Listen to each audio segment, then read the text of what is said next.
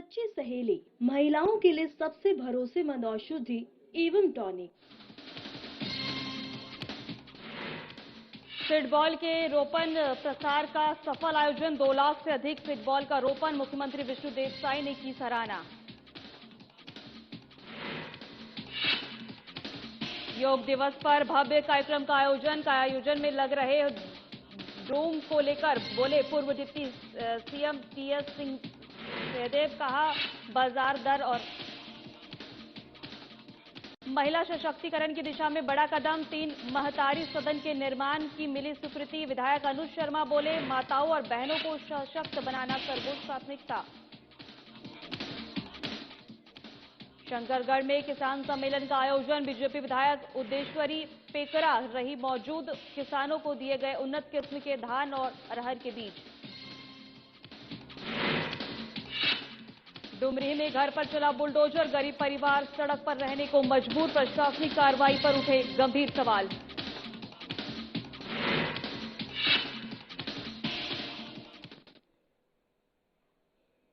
नमस्कार, मैं हूं आपके साथ सोनम रावण। की शुरुआत करेंगे छत्तीसगढ़ के जशपुर जिला वन मंडल ने पर्यावरण संरक्षण के क्षेत्र में ऐतिहासिक उपलब्धि दर्ज करते हुए एक ही दिन में 2 लाख से अधिक फुटबॉल के रोपण एवं प्रसार का सफल आयोजन किया, जिसमें golden book of world records में आधिकारिक रूप से दर्ज किया गया। यह उपलब्धि मुख्यमंत्री विष्णुदेव साई की उपस्थिति में बगिया स्थित मुख्यमंत्री कैंप कार्यालय में आयोजित कार्यक्रम के दौरान प्रमाण पत्र प्रदान किए जाने के साथ मान्यता प्राप्त हुई है। इस अवसर पर राज्य प्रमुख सोनल राजेश शर्मा ने जशपुर वन मंडल की ओर से यह प्रमाण पत्र वन मंडलाधिकारी शशि कुमार को सौंपा है। वहीं बता दें कि बीज गोला बनाबो जशपुर के जंगल ला बढ़ाबो और अभियान के तहत यह व्यापक पहल संचालित की गई है, जिसका उद्देश्य हरित आवरण बढ़ाना, जैव विविधता का संवर्धन करना और पर्यावरण संरक्षण में भागीदारी सुनिश्चित करना है। इस अभियान में स्थानीय नागरिकों, विद्यार्थियों और महिला स्व सहायता समूह और जनप्रतिनिधियों और वन विभाग के कर्मचारियों ने सक्रिय भागीदारी निभाई है, जिससे यह कार्यक्रम जन आंदोलन का रूप ले सका। मुख्यमंत्री ने इस पहल की सराहना करते हुए कहा कि शासन और समाज के संयुक्त प्रयास से पर्यावरण संरक्षण के लक्ष्य अधिक प्रभावी ढंग से प्राप्त किए जा सकते हैं। इस रिकॉर्ड ने जशपुर को राष्ट्रीय और अंतर्राष्ट्रीय स्तर पर नई पहचान दिलाई है और भविष्य के लिए हरित विकास की दिशा में एक प्रेरणादायक उदाहरण प्रस्तुत किया है।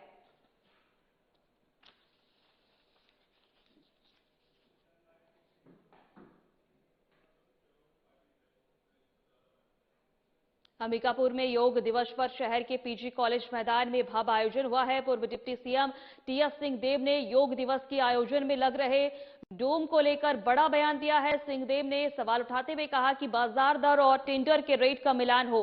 मुख्यमंत्री कार्यालय के लिए टेंडर प्रक्रिया से पहले काम शुरू होना संदेह पैदा करता है और यह स्वस्थ परंपरा नहीं है।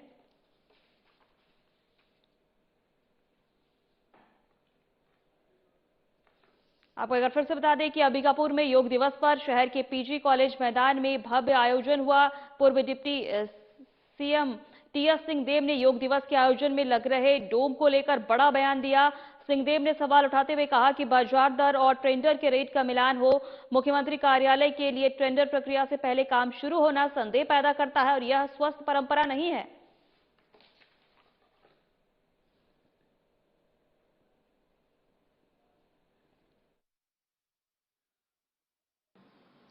मैंने भी ये सुना कि टेंडर की प्रक्रिया पूरी करने के पहले से काम चालू हो गया था, तो ये संदेह उत्पन्न करता है। ये स्वस्थ परंपराएं नहीं है। किस रेट में वो काम कर रहे हैं, प्रति स्क्वायर फुट इत्यादि क्या रेट है, ये बाजार में प्रचलित दर से इसका मिलान करना चाहिए और यदि उसमें भारी अंतर है तो फिर जांच का विषय है और उचित कार्रवाई भी होनी चाहिए। ये योग दिवस के नाम पे मुझे जहां तक जानकारी मिली है, ये कार्यक्रम किया जा रहा है, तो कार्यक्रम शासन समझती है उचित है तो करे, उसमें कोई दिक्कत नहीं रहती। एक तो मेरे ख्याल से कॉलेज ग्राउंड में किया जा रहा है अबकी, तो वो राहत है कि जो खेल मैदान है उसको नष्ट करने की प्रक्रिया या कोई परंपरा नहीं बनाई गई। ये कहा भी गया था, सब लोगों ने, बहुत लोगों ने आपत्ति की थी कि खेल मैदान में इस तरह से टेंट इत्यादि नहीं लगने चाहिए।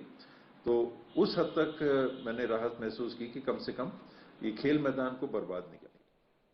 एनएसयूआई द्वारा लोकसभा के नेता प्रतिपक्ष राहुल गांधी का जन्मदिन धूमधाम से मनाया गया। जन्मदिन के अवसर पर प्राथमिक शाला संकरा में बच्चों को पुस्तक, पहाड़ा और चॉकलेट वितरण कर खुशियां साझा की गई। वहीं एनएसयूआई के पदाधिकारियों ने कहा कि बच्चों की शिक्षा और उज्जवल भविष्य के प्रति यह छोटा सा प्रयास उनके जीवन में सकारात्मक बदलाव लाने की प्रेरणा देता है। इस दौरान एनएसयूआई के लाकेश्वर साहू, भावेश चंदनिया और होमन साहू उदित सोनी उपस्थित रहे। वहीं धरसीवी विधानसभा क्षेत्र के विकास और महिला सशक्तिकरण की दिशा में एक और बड़ा कदम उठाया गया है।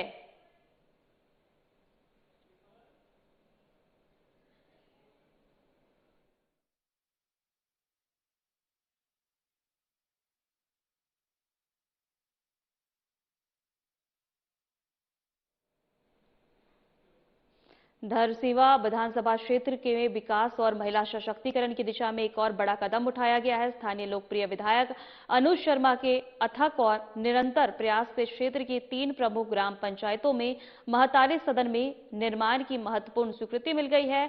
इन ग्राम पंचायत बेलदार, सिवनी और कुरुद, सिलियारी और माढ़र में महतारी सदन में निर्माण के लिए 30-30 लाख की राशि स्वीकृत की गई है। इस सौगात से क्षेत्र की महिलाओं में भारी हर्ष का माहौल है।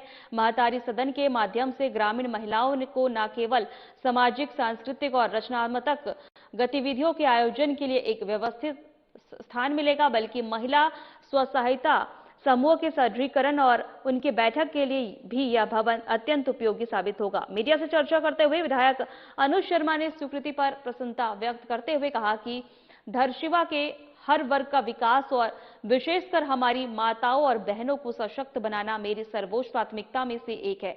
यह महतारी सदन हमारी ग्रामीण महिलाओं के सशक्तिकरण, उनके मान सम्मान और स्वावलंबन का एक मजबूत केंद्र बनेगी।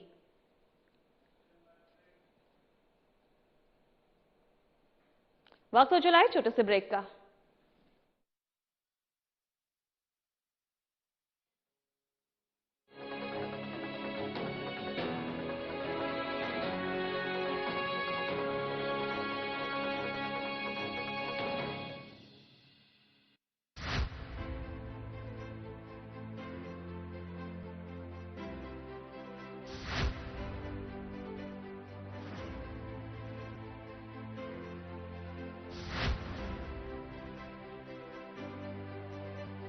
विजन 2047 की बात करते हैं। हाँ, पिक्चर पूरी बाकी है, तो बहुत देश को आगे ले जाना है। वो तो ये था कि शतरंज की बिसात बिछाई जाती थी कि किस तरह से बिसात बिछाई जाए कि हम सामने वाले को फटका नहीं दे दें, लेकिन आजकल गुगली फेंका जा रहा है बहुत ज्यादा।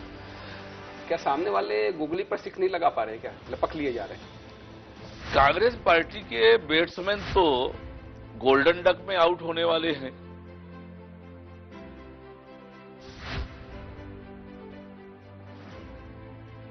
दर्शकों के लिए कुछ लाइनें जो आप बता सके, कह सके। चल संगी जुर मिल कमा बोरे करम खुल गे, पथरा मां पानी ओ गराबो, धरती में सोना उपजाबो। 2014 के बाद से भारतीय राजनीति को किस तरह से देखते हैं? 2014 के बाद से इस देश में उन्नति का, तरक्की का, इस देश के लोगों के जीवन स्तर को ऊंचा उठाने का, गांव, गरीब, किसान, युवा, महिलाएं, इनके जीवन में कैसे खुशहाली ला सकती है, अगर ये एजेंडा पहली बार तय किया है तो मोदी जी ने तय किया है।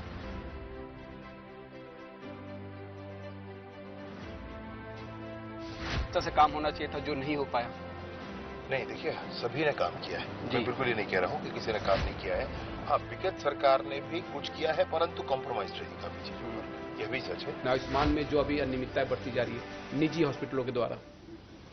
आपने बहुत बढ़िया किया है प्रश्न पूछकर। जी, मेरी इससे भावनाएं भी जुड़ी हुई हैं, क्योंकि मैं एक ऐसे क्षेत्र से आता हूं जहां लोगों को बीमार होने के बाद छोटे छोटे टेबलेट्स के लिए मुर्गियां बेचते देखा हूं। कि सत्ता रहे तो संगठन का काम बहुत राह आसान हो जाता है या चुनौतियां और बढ़ जाती है? नहीं, संतुलन, बेहतर संतुलन के साथ सब काम कर रहे हैं। देखिए, ये कहने को एक वो बन गया है कि सत्ता और संगठन, वरना सत्ता में कौन है बताइए ना। विष्णुदेव साय जी मुख्यमंत्री जी हैं, लगातार अध्यक्ष रहे हैं। महतारी वंदन योजना से मंत्री जी आपने किस तरह का बदलाव देखा महिलाओं के बीच? सबसे पहले तो विशेष साधना न्यूज को बहुत बहुत धन्यवाद देना चाहूँगी कि आज मुझे लगता है इस तरह से पहली बार आपसे फेस टू फेस हो रहा है। और दूसरी बात ये है कि हमारे लिए नहीं, ये तो छत्तीसगढ़ में भारतीय जनता पार्टी की सरकार बनाने में महत्वपूर्ण भूमिका निभाई है महतारी वंदन योजना।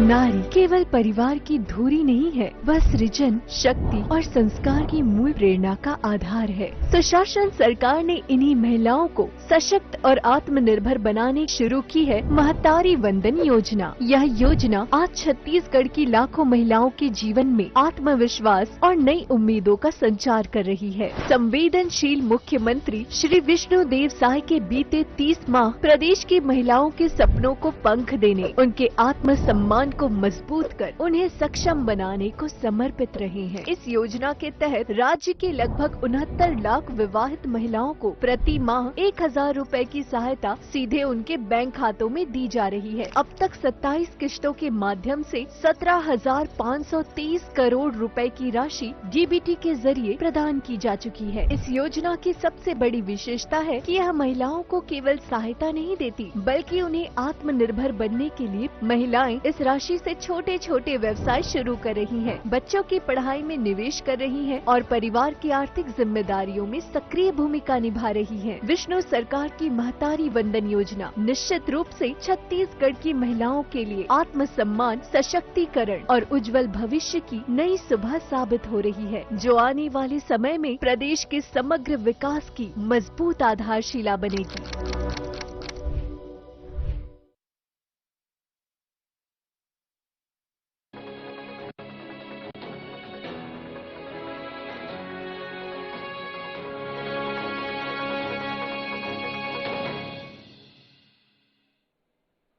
ब्रेक के बाद आपका स्वागत है। खबरों में आगे बढ़ेंगे। बलरामपुर जिले में विकासखंड शंकरगढ़ और सभा कक्ष में किसान सम्मेलन आयोजन किया गया। मुख्य अतिथि के तौर पर बीजेपी विधायक उद्देश्वरी पैकरा मौजूद रही। इसके साथ ही शासन की महत्वाकांक्षी योजना सम्मेलन में सभी विभागों के अधिकारी, कर्मचारी, जनप्रतिनिधि गण उपस्थित रहे। इस दौरान वनांचल क्षेत्र से आए किसानों को उन्नत किस्म का धान और अरहर का बीज वितरण किया गया। सरकार के द्वारा इस दिशा में लगातार प्रयास किए जा रहे हैं, जिससे किसान अच्छी उपज कर सके। इस कार्यक्रम में सामरी क्षेत्र के विधायक उद्देश्वरी पेकरा, जिला सदस्य गीता पेकरा, जनपद उपाध्यक्ष प्रियदा सिंह देव, भारी संख्या कार्यकर्ता मौजूद रहे।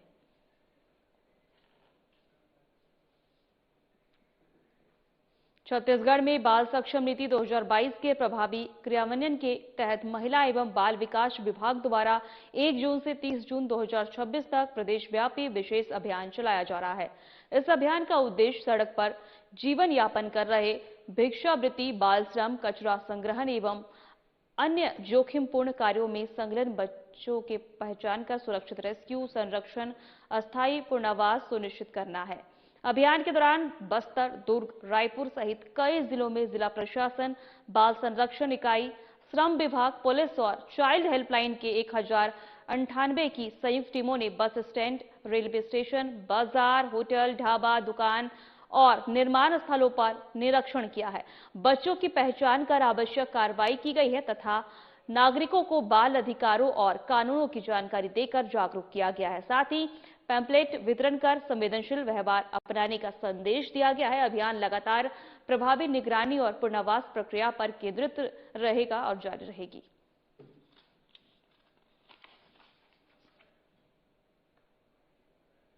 खबरों में आगे बढ़ेंगे। छत्तीसगढ़ के कुपोषण उन्मूलन और आंगनबाड़ी सेवाओं की गुणवत्ता के सुधार को लेकर महिला एवं बाल विकास विभाग की संचालक डॉक्टर रेणुका श्रीवास्तव ने मोहल्ला, मानपुर, अंबागढ़ और चौकी जिले के कई आंगनवाड़ी केंद्रों का संयुक्त निरीक्षण किया है। निरीक्षण के दौरान बच्चों के पोषण स्तर, वजन, ऊंचाई मापन प्रक्रिया, टेक होम राशन और टीएचआर की गुणवत्ता तथा केंद्रों की आधारभूत सुविधा का विस्तृत आंकलन किया गया है। संचालक ने गंभीर कुपोषित एवं पूर्व में कुपोषित बच्चों की माताओं से संवाद कर अतिरिक्त THR के प्रभाव की जानकारी ली है, जिसमें बच्चों के स्वास्थ्य में सुधार की पुष्टि हुई है। उन्होंने पोषण वाटिकाओं और सशक्त बनाने और स्थानीय स्तर पर पोषक आहार उपलब्ध कराने के निर्देश में, साथ ही मोहल्ला स्थित सखी वन महिलाओं को दी जा रही सहायता सेवाओं की समीक्षा और योजनाओं के प्रभावी क्रियान्वयन पर जोर दिया है।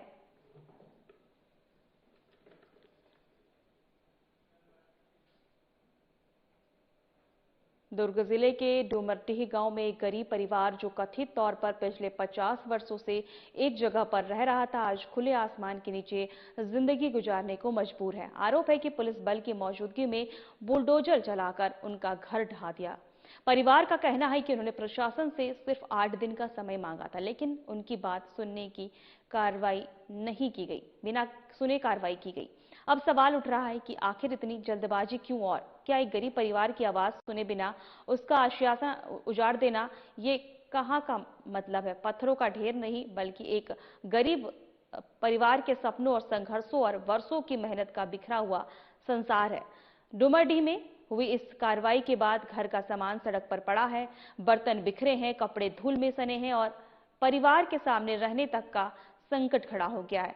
पीड़ित परिवार का आरोप है कि उन्हें नोटिस दिया गया था, लेकिन जवाब देने और दस्तावेज प्रस्तुत करने के लिए तहसीलदार से 8 दिन का समय मांगा था। परिवार का दावा है कि समय देने के बजाय सीधे बुलडोजर पहुंच गया और कुछ ही देर में पूरा घर मलबे में बदल गया। सबसे चौंकाने वाला आरोप यह है कि कार्रवाई के समय घर में परिवार का कोई सदस्य मौजूद नहीं था। पीड़ितों का कहना है कि महिलाओं को पहले थाने में बिठाया गया और उसके बाद घर को तोड़ा गया। यदि यह आरोप सही है तो यह मामला सिर्फ एक प्रशासनिक कार्रवाई नहीं, बल्कि गंभीर सवालों का विषय बन जाता है।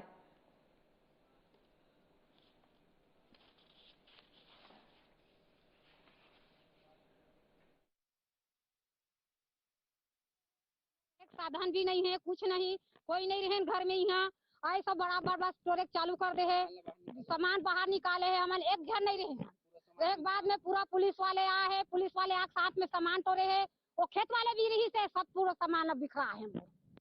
देखिए, उसमें तो ज्यादा विस्तृत जानकारी नहीं है हमारे ग्राम पंचायत को, क्योंकि बिना किसी सूचना हम लोग के पास पंचायत में दिए या कार्रवाई हुई है।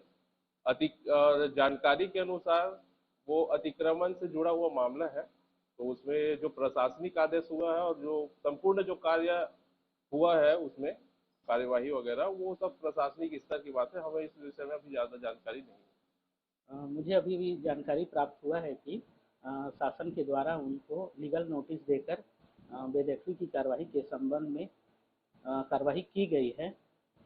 प्राप्त जानकारी के अनुसार उनके एक छोटी बच्ची है ना, जो वर्तमान में अभी बेघर हो गई है, उसे ग्राम पंचायत द्वारा औपचारिक रूप से किसी भी शासकीय भवन में रहने के लिए मतलब दी जाएगी। फिलहाल हमारे खास बुलेटिन में इतना ही। नमस्कार।